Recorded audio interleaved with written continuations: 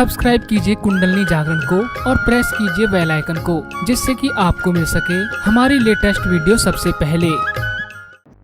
सहयोग की शुरुआत एक स्त्री से हुई थी, जो बढ़कर आज सागर स्वरूप हो गया है। लेकिन इससे अभी महासागर होना है। इसी महानगर में ये महासागर हो सकता है, ऐसा अब मुझे पूर्ण विश्वास हो गया है। आज आपको मैं सहयोग की उपादेयता तथा कुंडलिनी के जागरण से मनुष्य को क्या लाभ होता है वो बताना चाहती हूँ।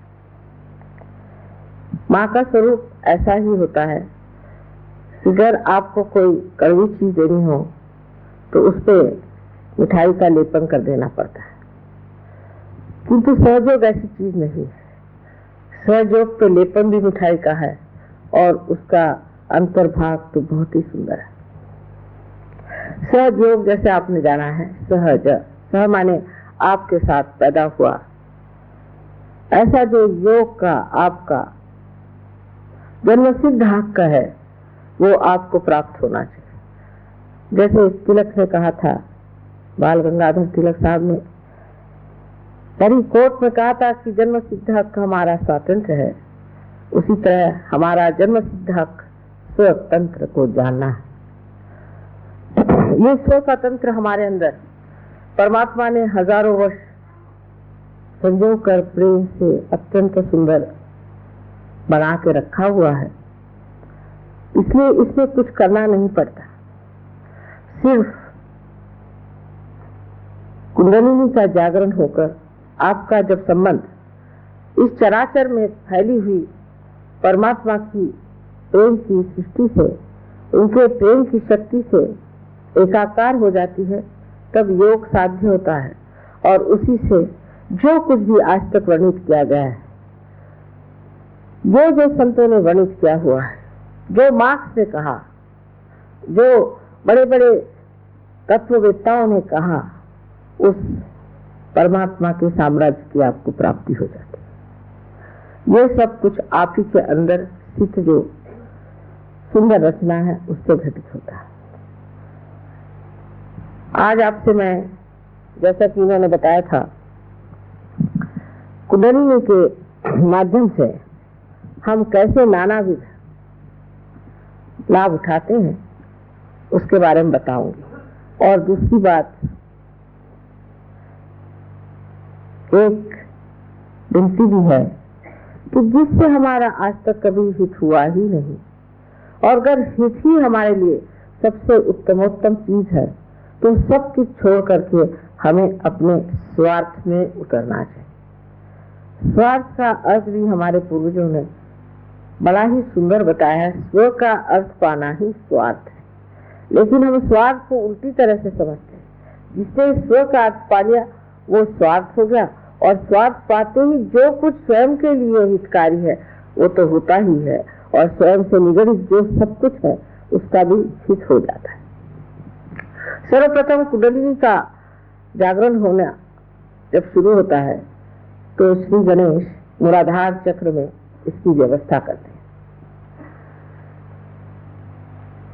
जिस मनुष्य के अंदर श्री गणेश की शक्ति बलवत्तर है, उसकी कुंडलिनी बहुत जल्दी ऊपर चढ़ती है और वहीं तितिक्षा में रहती है। जैसे कि छोटे बच्चे हैं, जिनके दिमाग में और कोई बातें नहीं, जिनके हृदय में और कोई किलमिश नहीं है, जिनके बातचीत में कोई कठोरता नहीं है, ऐसे अबोध बच्चों को कुंडलिनी का जागरण बहुत लाभदायक होता है।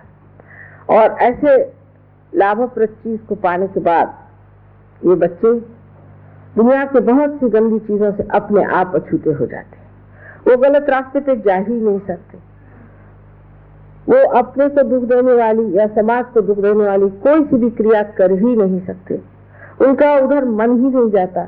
वो सबके प्रति अत्यंत विनम्र और आदर युक्त होते हैं।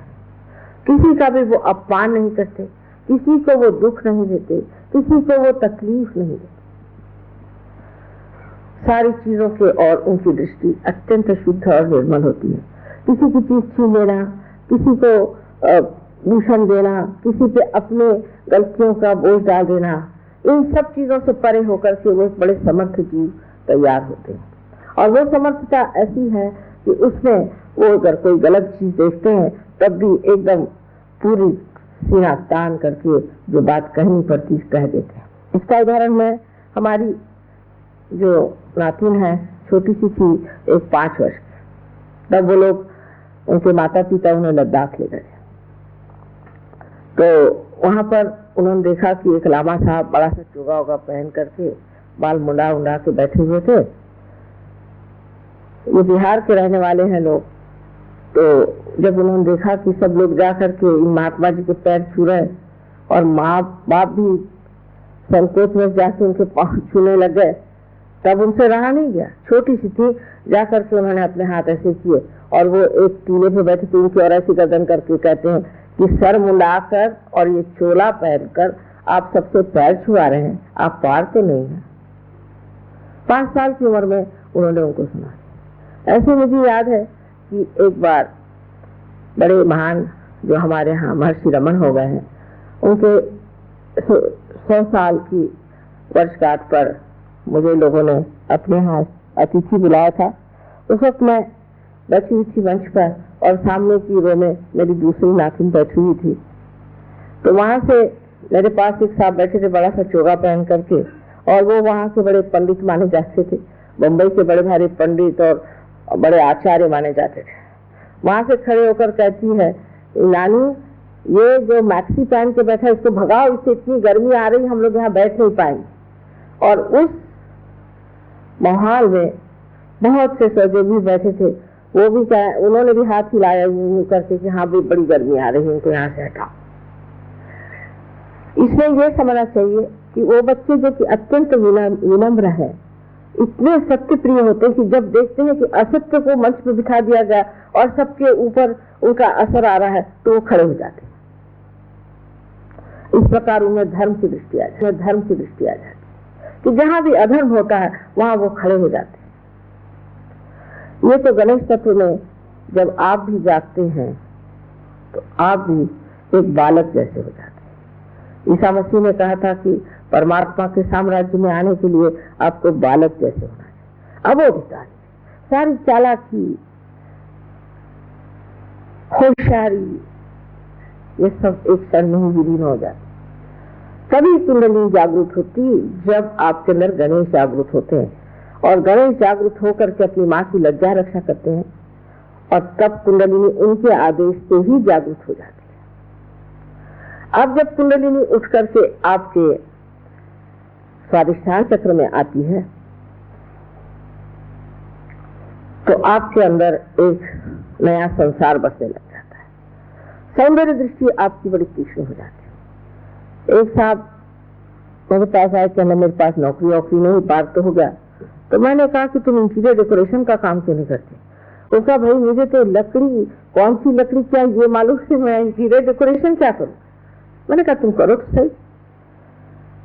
उन्होंने इंटीरियर डेकोरेशन किया, उसमें लाखोंपति हो गए।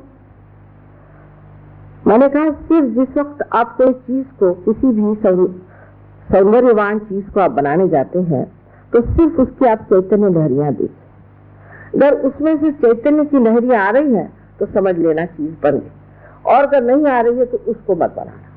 पर उनको बड़ा आश्चर्य हुआ तो वो बनाते गए और चीज सुंदर ही बनती गई। कहीं भी वाइब्रेशन में उन्हें रोका, कहीं भी उनको ऐसा नहीं लगा कि यहाँ गर्मी आ रही है, यहाँ कोई तकलीफ हो रही।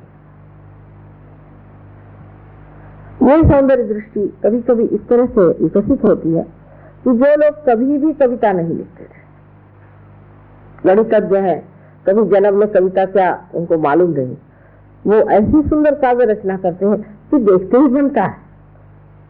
जिन्होंने कभी भी हाथ में कुंचली नहीं ली, कुछ भी उन्होंने चित्रित नहीं किया, वो ऐसी सुंदर आकृतियां और ऐसे सुंदर विषय पर इतने